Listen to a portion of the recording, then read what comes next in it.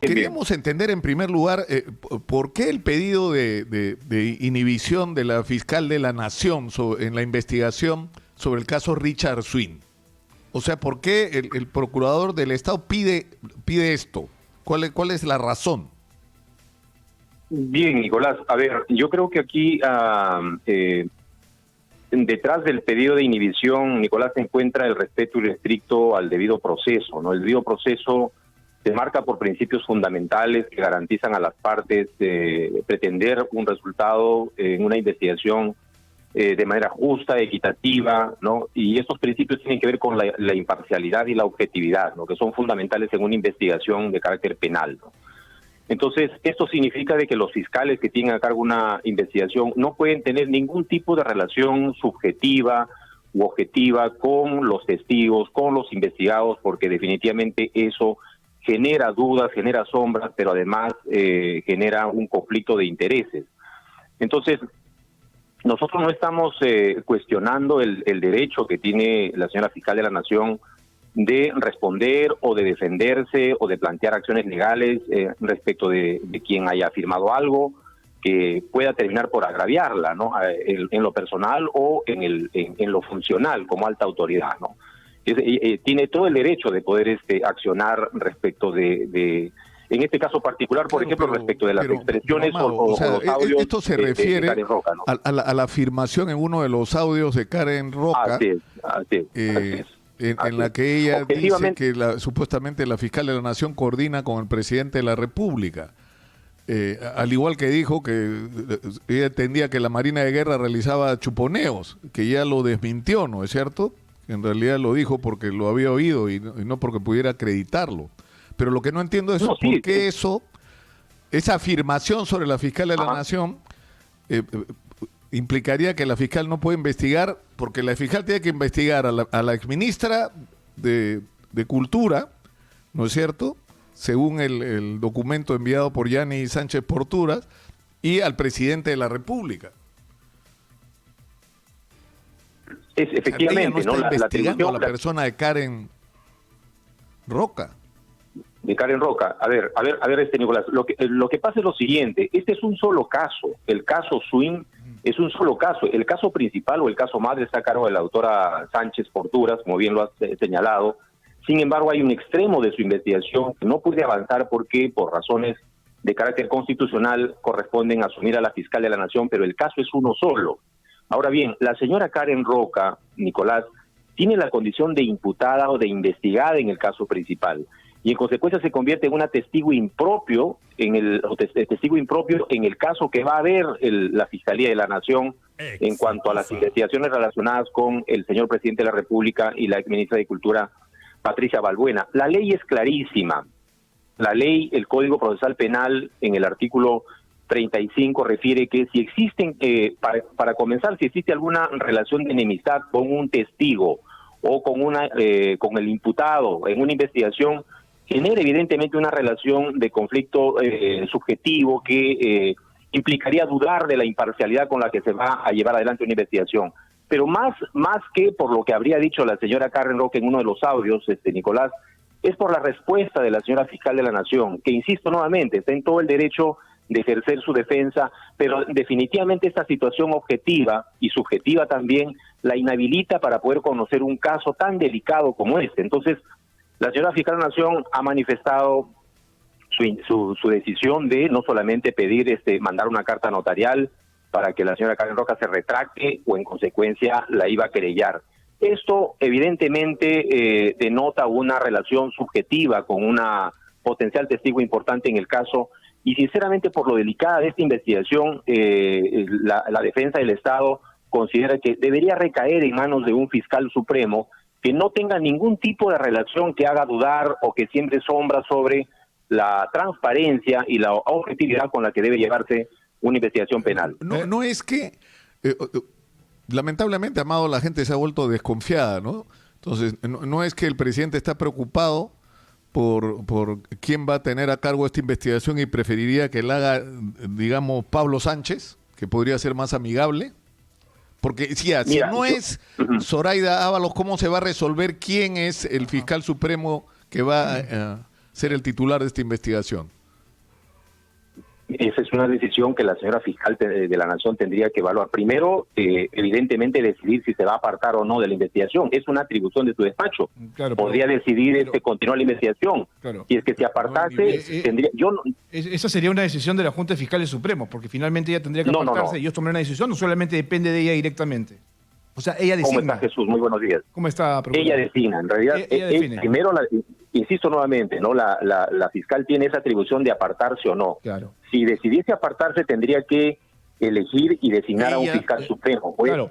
Ahora, ella, no la Junta de Fiscales, ella, porque es una atribución de la fiscal de la Nación. Yo no podría ni siquiera atreverme a insinuar el nombre de algún fiscal, ¿no? Eso no es propio de una de las partes de la investigación. Tan igual, perdón, Nicolás, como lo que ha pasado con el caso de Cuellos Blancos, donde Pablo Sánchez Velarde ha sido designado como fiscal coordinador, ¿no es cierto?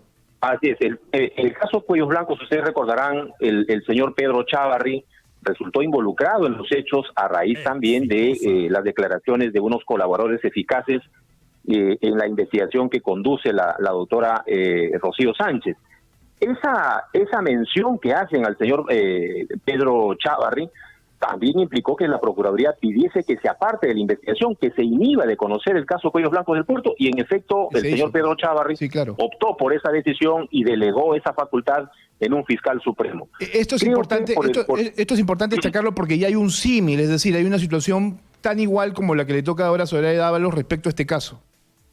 Sí, pero más que por los antecedentes, Jesús, Nicolás, es porque la ley así lo ordena. O sea, es un derecho de las partes involucradas en el proceso de contar con un fiscal libre de cualquier tipo de suspicacia, ¿no es cierto?, de cualquier tipo de situación que pueda sembrar, insisto nuevamente, dudas sobre la imparcialidad y la objetividad con la que se va a conducir la investigación, además en un caso tan importante que involucra a altas autoridades del Estado, ¿no? Entonces, yo creo que por el bien del país, por los intereses del Estado, pero también sobre todo por la imagen de una institución tan importante como es el Ministerio Público, consideramos respetuosamente allí de que la señora fiscal de la Nación debería inhibirse y delegar esa tarea a un fiscal supremo, cualquiera sea, evidentemente que garantice, insisto nuevamente, las razones por las cuales estamos presentando la inhibición, ¿no? Objetividad e imparcialidad. Y alguien podría decir, algún fiscal que le sea cercano, en ese caso sería Pablo Sánchez Velarde.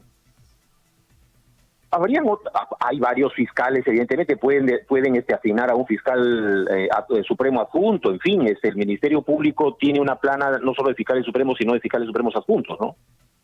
Nicolás. Ahora, Amado, hay el presidente, y no solo él, la ministra Ana Neira, que es la ministra de Justicia, ambos han criticado las medidas solicitadas por la Fiscalía y aceptadas por el sistema de justicia para proceder a detenciones preliminares. Ha dicho que la medida le parece exagerada, ha dicho el presidente. Y la expresión que ha usado la ministra de Justicia es que esto es una como desproporción. Hay una desproporción en la medida.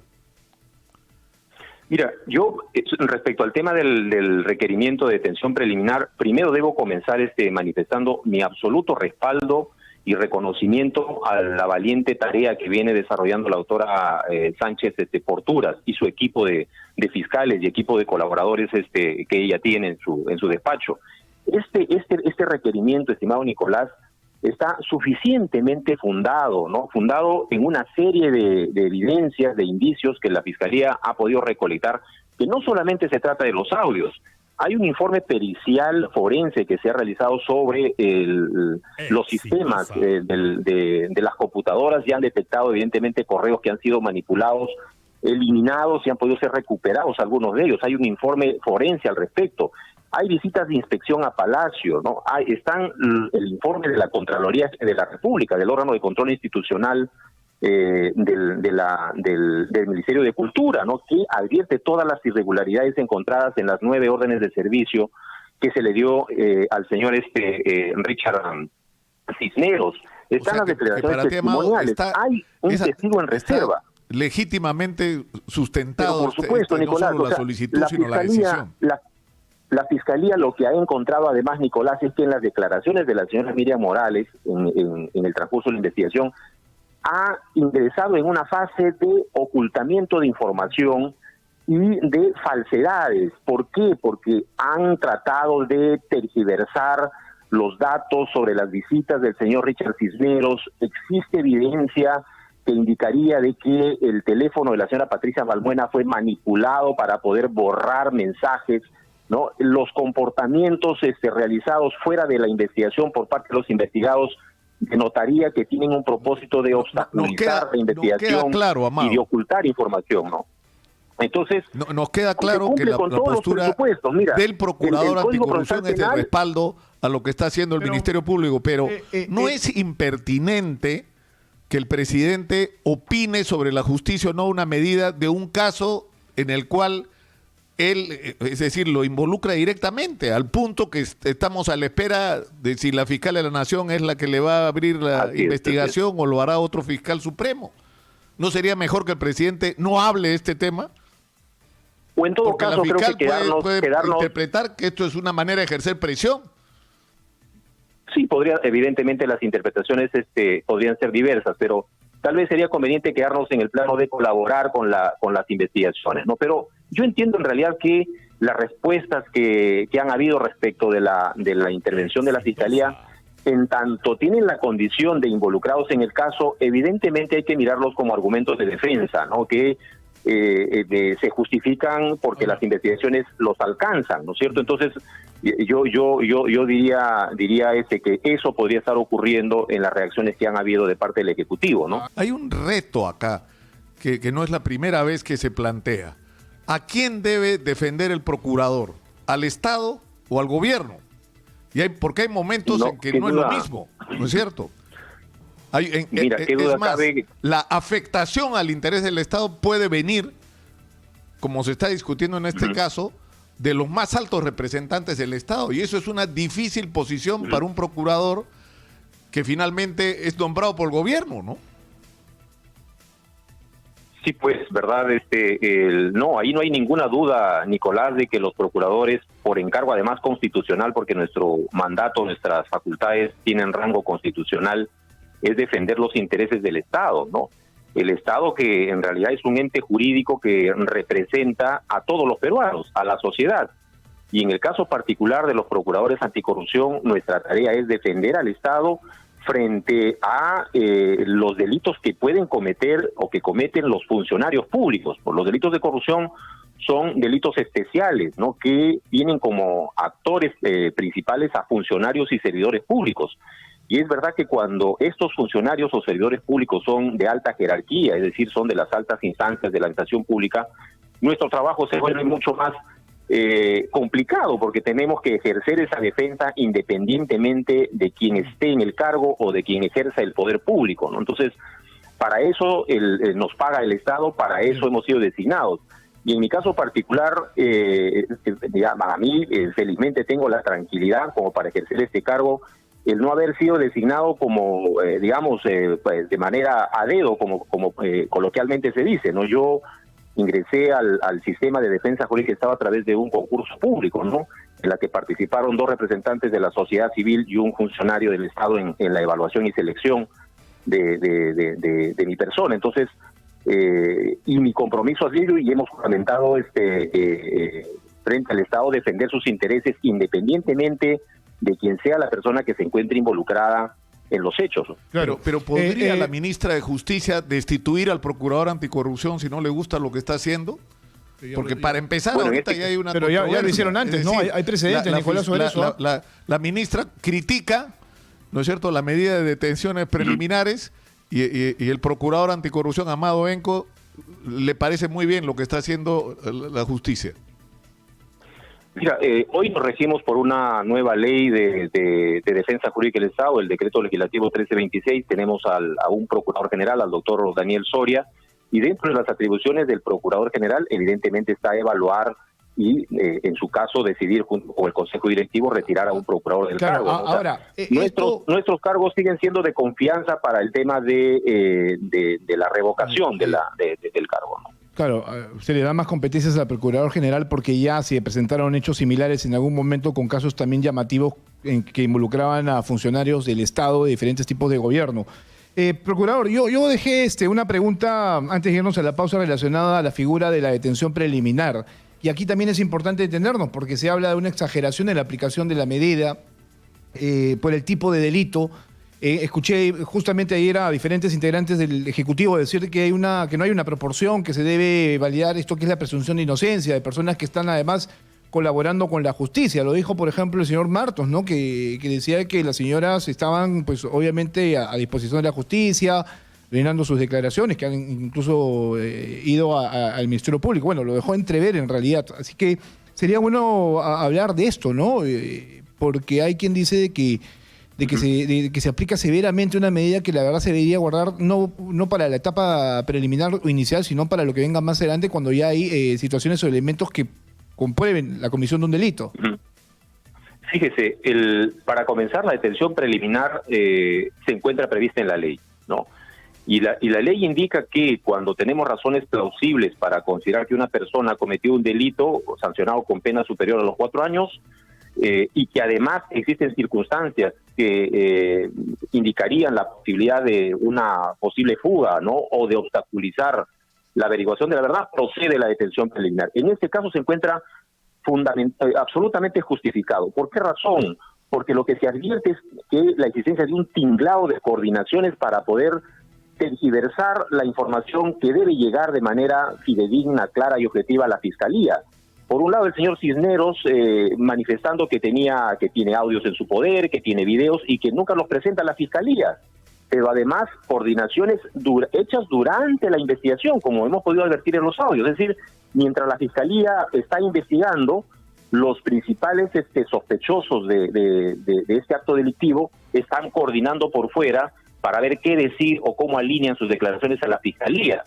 Se ha encontrado, insisto nuevamente, evidencia de que han borrado información en teléfonos, en correos, en los sistemas de cómputo de Palacio de Gobierno. Y en el presupuesto de la fuga, por ejemplo, ¿qué han advertido ustedes? Porque hablar de fuga sí ya de por sí es bastante llamativo. ¿Quiénes se hubieran querido ir fuera del país o no sé, o evadir la justicia? La norma, estimado Jesús, allí dice o peligro de fuga o de obstaculización de la averiguación de la verdad. Cualquiera de los dos escenarios. La obstaculización de la justicia va quedando claro en lo que usted está argumentando respecto al tema de la coordinación, pero el peligro procesal el peligro de fuga tiene otra característica, eso es un poquito más subjetivo en realidad, ¿no? Mire, o sea, incluso no sería necesario la existencia de un peligro de fuga para una detención preliminar, bastaría con el primer presupuesto, pero en este caso puntual, lo que también ha advertido la Fiscalía, es que sí habría evidencia muy poco clara sobre el tema de las residencias o el arraigo de los investigados, ¿no? Ayer, como ustedes han podido advertir, a uno de los investigados lo han tenido en el norte del país, es decir, estaba, me entiendo, en Huaral, ¿no?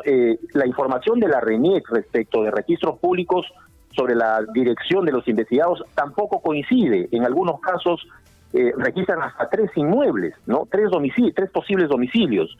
Entonces, eso es lo que ha llevado, y además indica la Fiscalía, y nosotros le damos toda la razón, es que las personas que están siendo investigadas por su relación con altos funcionarios, o en todo caso por su condición de servidores públicos que han prestado servicios o tienen en las altas esferas del poder público, podrían manejar ciertas influencias para poder evadir la acción de la justicia. Entonces, yo creo que las razones se encuentran muy bien planteadas en el requerimiento y en la resolución de la doctora Basalar, que ha tenido a bien amparar esta medida para garantizar, ¿no?, una correcta investigación preliminar durante estos 7 días, ¿no? Al cabo de los 7 días, me imagino que el despacho de la doctora Sánchez Porturas tomará, digamos, las decisiones que correspondan, ¿no? Ahora, si uno sigue la lógica de la fiscal y para entender la gravedad de la situación, si el presidente Martín Vizcarra no tuviera la protección que le da su condición de primer mandatario, probablemente estaría detenido también. Porque si hablamos de coordinaciones, lo que prueban los audios es que él ha participado de esas coordinaciones, ¿no? Sí, de hecho lo que indica el requerimiento de la Fiscalía es que desde la presidencia, el señor presidente de la República habría recomendado, dispuesto u ordenado, esos son los escenarios que maneja la Fiscalía, ¿no? a otros funcionarios públicos a efectos de que se den estas contrataciones irregulares al señor Richard Cisneros, ¿no? Entonces, y además, si uno lee textualmente la disposición de la Fiscalía, lo que sostiene la fiscal es que entre el señor presidente de la República y la señora Miriam Balbuena habrían instigado a la comisión de delitos de colusión agravada, negociación incompatible, ¿no? Además de los otros delitos que vinculan por un tema de obstrucción a la justicia, ¿no? Que ya son delitos de contra la administración de justicia, ¿no? En la modalidad de ocultamiento de pruebas o el tema de la manipulación de medios de prueba, ¿no? ¿Hasta dónde puede llegar? Eso es una pregunta que nos hacíamos el día de ayer. Es decir, si la Fiscalía de la Nación, bajo la forma que fuera, inicia la investigación sobre el presidente y la exministra Balbuena, ¿qué atribuciones tiene esa investigación? O sea, puede ser allanada la casa del presidente, puede ser allanado el despacho presidencial, pueden ser intervenidas sus comunicaciones, puede ser interrogado. ¿No? ¿Todo eso es posible? Entonces, ¿Puede ordenarse su impedimento de salida del país? Lo que tú has indicado son actos propios de una investigación fiscal común que que puede darse en cualquier caso, ¿no? Pero lo primero aquí es en realidad aclarar si puede o no puede abrirse una investigación en contra del presidente de la República. La respuesta es afirmativa, ¿no? Se puede investigar, se puede realizar actos de investigación preliminar. Lo que no se puede es formalizar una investigación preparatoria o formular acusación, como bien refiere el artículo 117 de la Constitución Política. Entonces, se pueden realizar todos los actos de investigación preliminar sin ninguna dificultad, ciertamente con el control por parte del juzgado de investigación preparatoria. Es interesante lo que pregunta Nicolás. Claro, se pueden realizar todo este tipo de diligencias, pero también se pueden pedir medidas limitativas para el presidente, como por ejemplo impedirle la salida del país. En la etapa de investigación preliminar, el impedimento de salida fuera del país es un requerimiento que procede, ¿no? Con la figura del presidente de la República.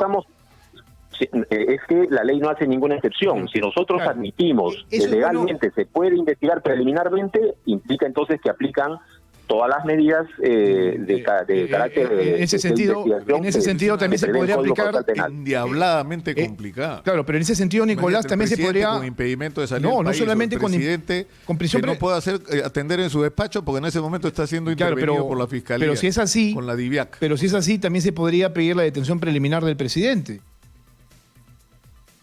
Digo, ¿no? Sí, nuevamente, ¿no? Digo, si se pueden aplicar. En lo teórico,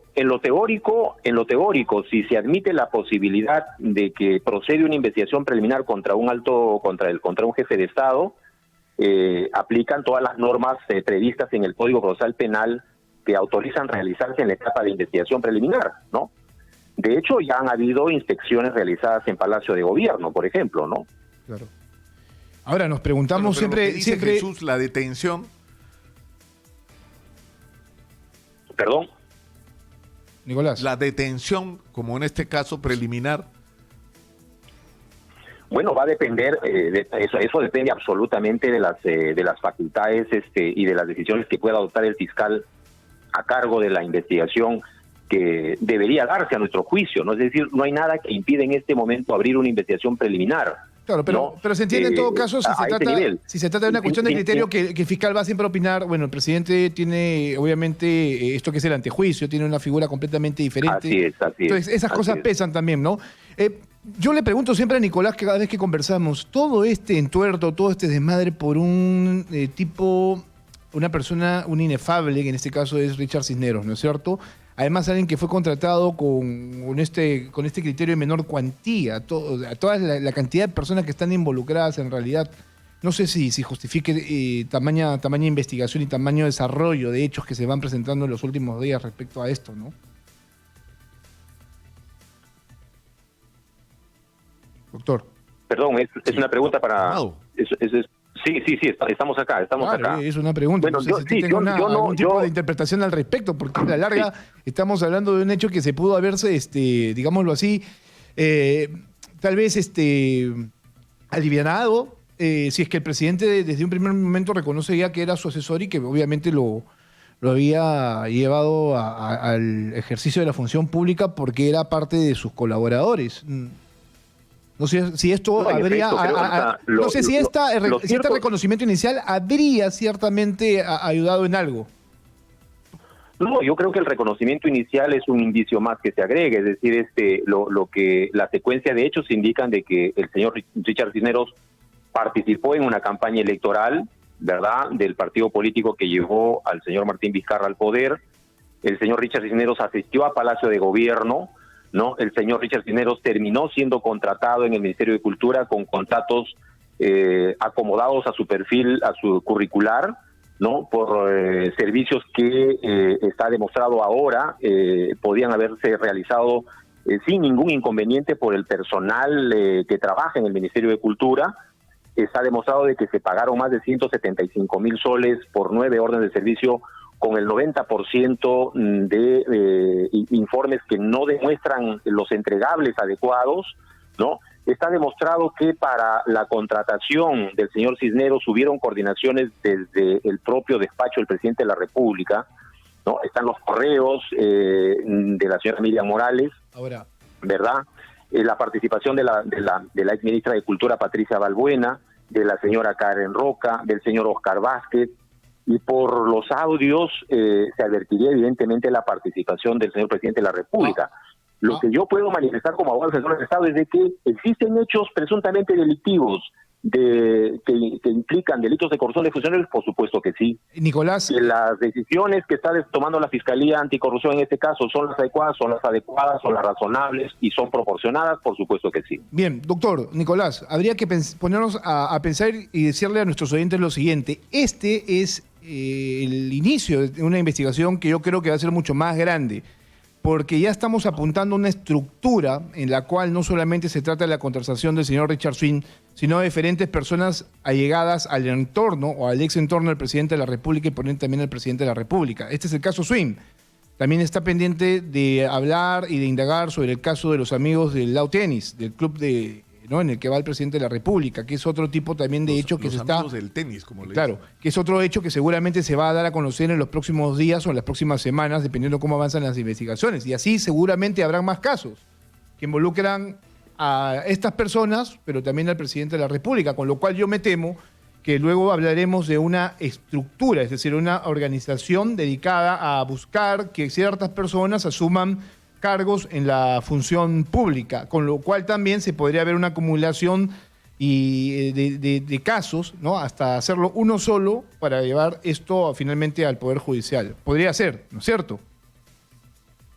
Sí, de hecho yo creo que para nosotros todo hecho todo hecho que tenga relevancia penal o que implique un presunto delito de corrupción tiene que ser investigado, pero con mayor razón cuando se trata de altos funcionarios. A mayor nivel de responsabilidad en la administración pública, creo que hay mayor deber de investigación. Y eso no tiene por qué incomodar o molestar a nadie. Yo creo que la única manera de saber la verdad, de determinar las responsabilidades, es a través de una investigación. Y el ente facultado para realizar eso es el Ministerio Público. Y lo que nos corresponde a todos es apoyar las labores de investigación del Ministerio Público. Y en el caso particular de la Procuraduría Anticorrupción, que este es uno de los tantos casos que tenemos más de 43,000 casos a nivel nacional, de los cuales evidentemente hay, digamos, un seguimiento mucho más minucioso a los casos emblemáticos, y este es uno de ellos. Vamos a estar allí apoyando las labores de la Fiscalía, aportando evidencias, aportando material probatorio para que se esclarezcan los hechos y en su oportunidad se determinen las responsabilidades del caso.